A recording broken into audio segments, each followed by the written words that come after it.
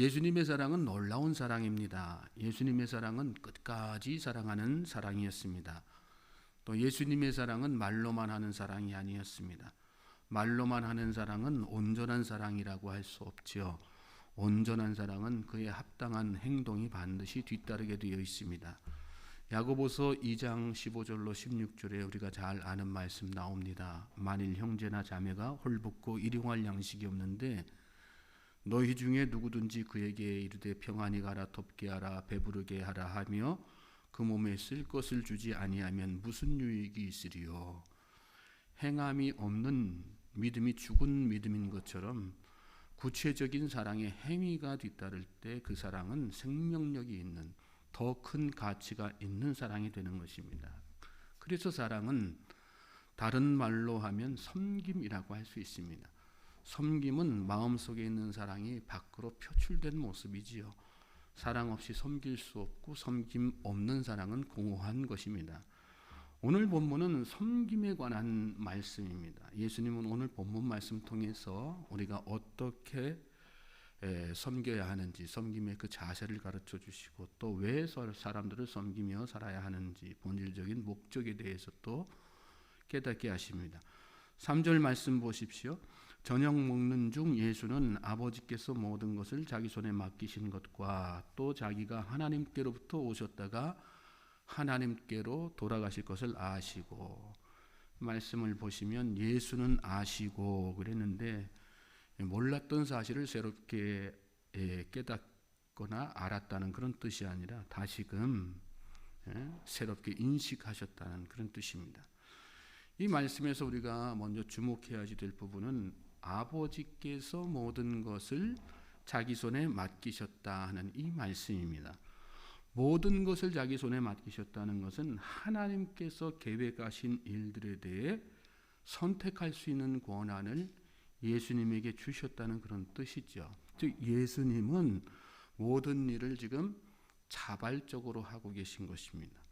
예수님이 십자가를 지시는 것도 물론 인류를 구원하기 위한 하나님의 원대한 계획 가운데에서 이루어지는 일이지만 그것은 강제적인 것이 아니라 예수님의 자유로운 선택에 의한 것이었습니다. 예수님은 마지막 순간에 나는 도저히 십자가 질 수 없습니다. 거부할 수 있는 자유가 있으셨어요. 그런데 자발적으로 그것을 다 선택하신 거예요. 이 말씀은 또 무슨 뜻일까요? 그 뒤에 이어지는 제자들의 발을 씻기신 일도 예수님이 어떤 의무감이나 강제적으로 하신 일이 아니라 순수한 마음으로 자발적으로 다 하신 일이라는 그런 뜻이 되는 거죠. 그렇습니다, 여러분. 섬김은 의무감이나 강요에 의해서가 아니라 자발적으로 마음속에서 우러나와서 해야지 되는 것입니다. 하나님은 자발적인 섬김을 참 기뻐하세요. 고린도후서 9장 7절에 보면 바울이 고린도 교인들에게 헌금 생활, 헌신 생활 가르치면서 이런 말씀했습니다. 각각 그 마음에 정한 대로 할 것이요 인색함으로나 억지로 하지 말지니 하나님은 즐겨내는 자를 사랑하시느니라. 우리가 잘 아는 말씀 아니겠어요? 즐겨낸다는 말은 즐거운 마음으로, 자발적인 마음으로 내는 거 말씀하는 거죠. 비단 물질만 그렇겠어요? 헌금만 그렇겠습니까? 모든 섬김이 다 그렇죠.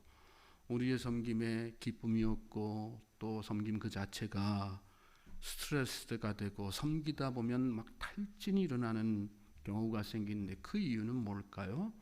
자발적인 마음보다 의무감에 그리고 강제적인 마음으로 하기 때문 아니겠어요? 자발적인 게 그래서 중요한 것입니다. 하나님은 자발적인 마음으로 섬기는 사람들을 기뻐하시고 또 영광 받으시고 그의 인생을 축복하신다는 사실을 여러분 믿으시기 바랍니다. 특별히 자발적으로 섬기는 자가 되기 위해서 우리가 오늘 본문 말씀 가운데 염두에 두어야 될 것 몇 가지가 있습니다. 말씀을 다시 보시면 예수는 아버지께서 모든 것을 자기 손에 맡기신 것과 또 자기가 하나님께로 오셨다가 하나님께로 돌아가실 것을 아시고 그랬는데 뒷부분 보면 자기가 하나님께로부터 오셨다가 하나님께로 돌아가실 것을 또한 아셨다 그랬어요. 이 말씀은 예수님이 지금 어떤 생각을 하고 계시다는 어떠십니까? 이게 마지막이라는 생각을 하고 계시다는 거예요. 예수님은 내가 앞으로는 이 제자들, 사랑하는 제자들의 발을 씻길 수 있는 기회가 없겠구나, 그런 생각을 하신 거예요. 지금 아니면 이들을 섬길 수 있는 기회가 나에게 더 이상은 없겠구나. 왜요? 조금 있으면 십자가에 달려서 돌아가셔야 되기 때문에. 모든 것에 때가 있는 것처럼 여러분, 섬김에도 때가 있습니다. 지금 아니면 할 수 없다는 그런 생각을 할 때 그 섬김이 자발적이 되는 거죠. 간혹 섬김의 때를 놓쳐서 뒤늦게 후회하는 사람들이 있습니다. 나중으로 미뤘다가 영영 기회를 놓치고 마는 거죠. 우리 삶에 사실은 여러 가지 일들이 다 그렇지 않습니까? 투자를 하는 것도, 사랑을 하는 것도, 상처난 관계를 회복하는 것도 그렇습니다. 섬김도 마찬가지입니다. 지금 아니라도 나중에 얼마든지 섬길 수 있다는 그런 생각으로 미뤘는데 내 생각대로 다시 그런 기회가 옵니까? 올 수도 있지만 대개는 오지 않습니다. 지금이 섬길 수 있는 마지막 기회라는 그런 생각을 할 때 그 섬김이 내 안에서 자발적이 되어가는 거죠.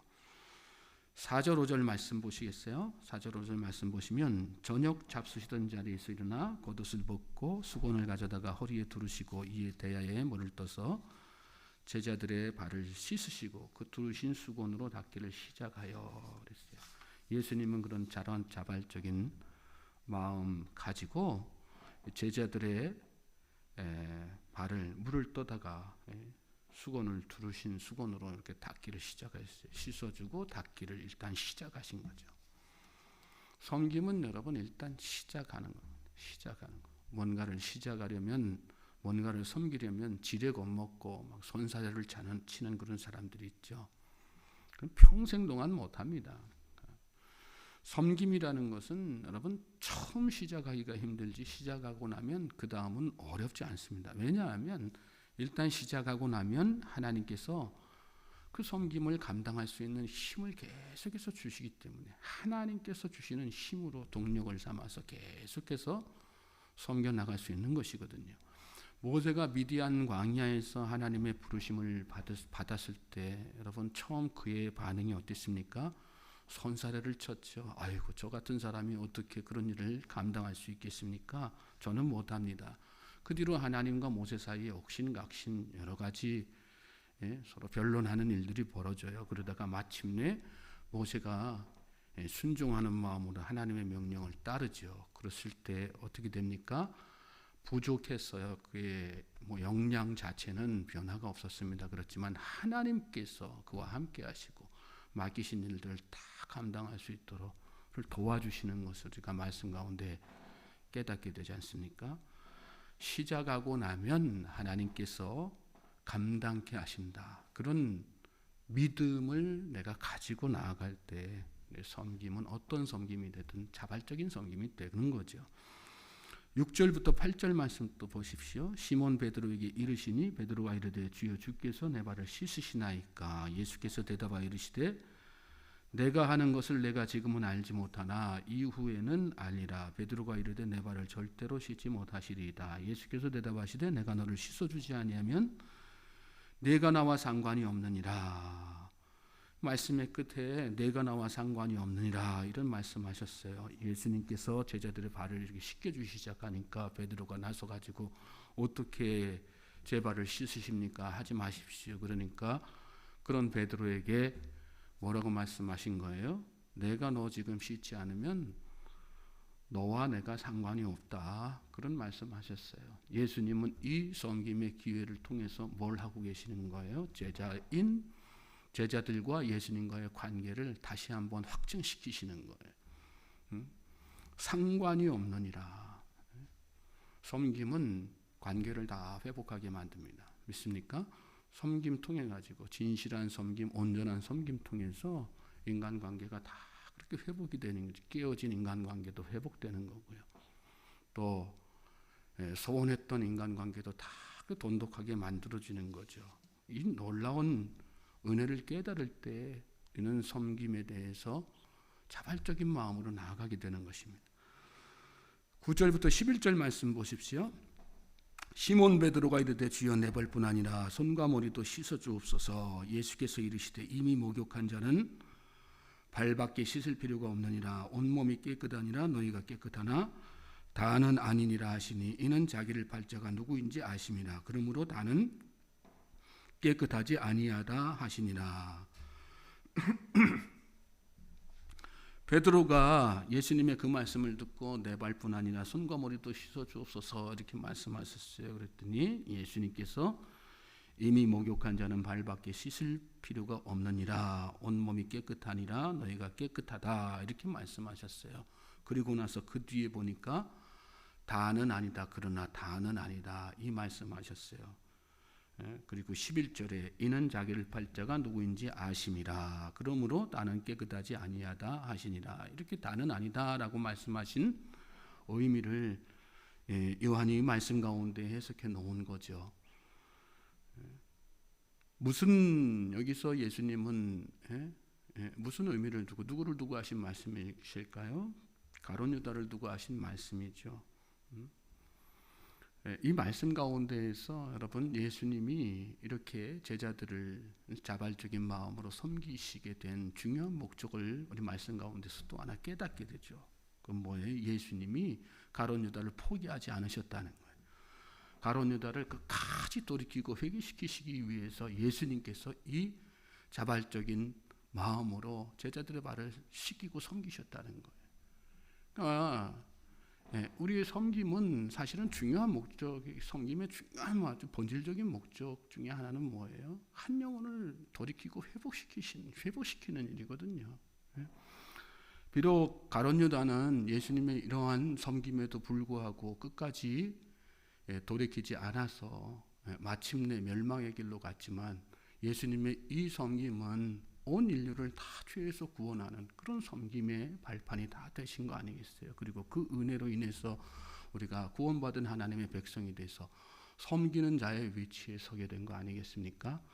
나의 이 작은 섬김이 한 영혼, 천하보다 귀한 한 영혼을 구하는 너무나도 중요한 일이라는 생각을 내가 가지게 되면, 그렇죠, 우리가 작은 섬김 하나라도 우리가 의무적으로 하고 강제적으로 하는 마음이 아니라 정말 귀한 마음으로 마음속에서 정말 우러나와서 자발적인 마음이 되는 거 아니겠어요?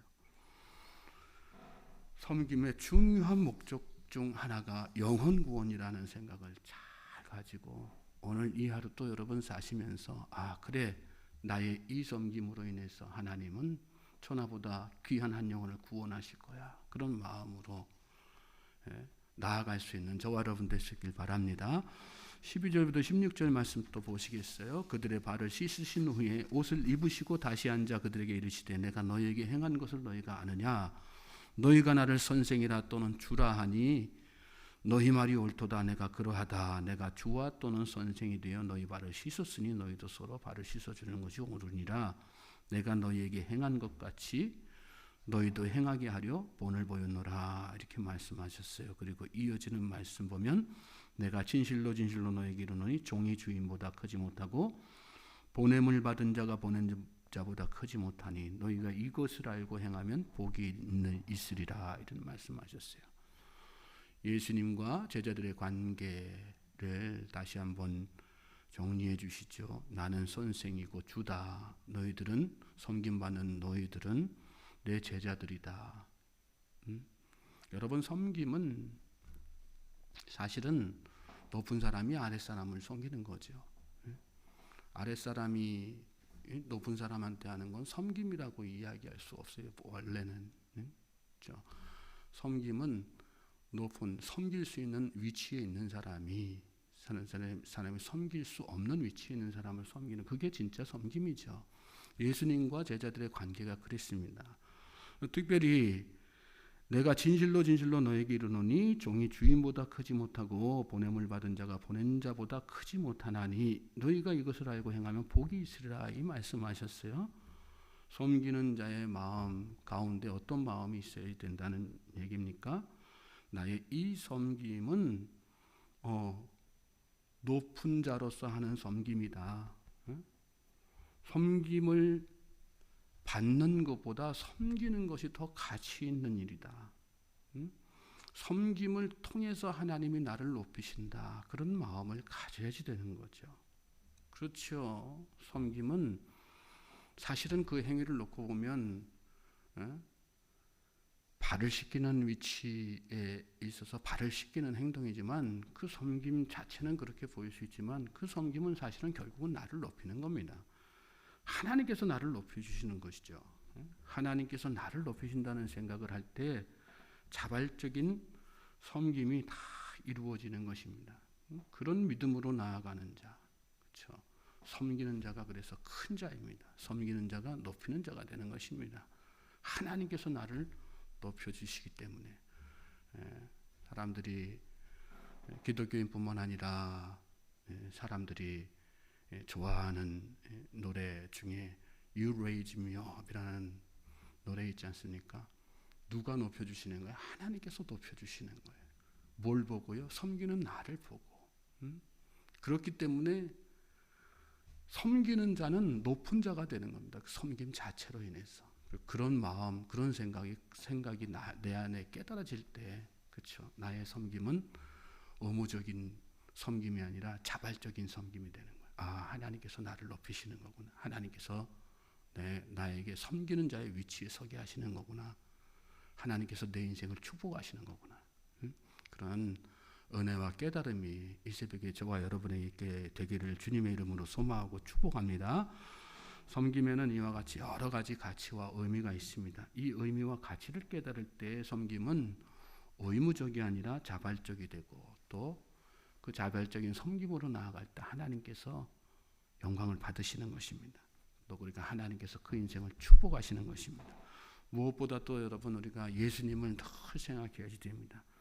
예수님이 나를 섬기신 것을 생각하면 그 섬김으로 인해서 내가 하나님의 자녀된 것을 생각하면 그러면 주님께서 기뻐하시는 섬김이라면 그 섬김이 절대로 수동적이 되거나 의무적이 되거나 강제적이 될 수 없죠. 자발적인 섬김의 자리로 나아가게 되는 거죠.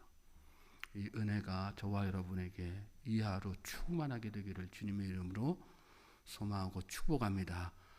섬김의 자리로 나아가십시오. 자발적인 섬김의 자리로. 그리고 그것을 통해서 전하보다 귀한 한 영혼을 구원하는 그런 하나님의 사람이 되시고 또 하나님께서 책임지시는 축복의 인생이 되기를 주님의 이름으로 다시 한번 소망하고 축복합니다.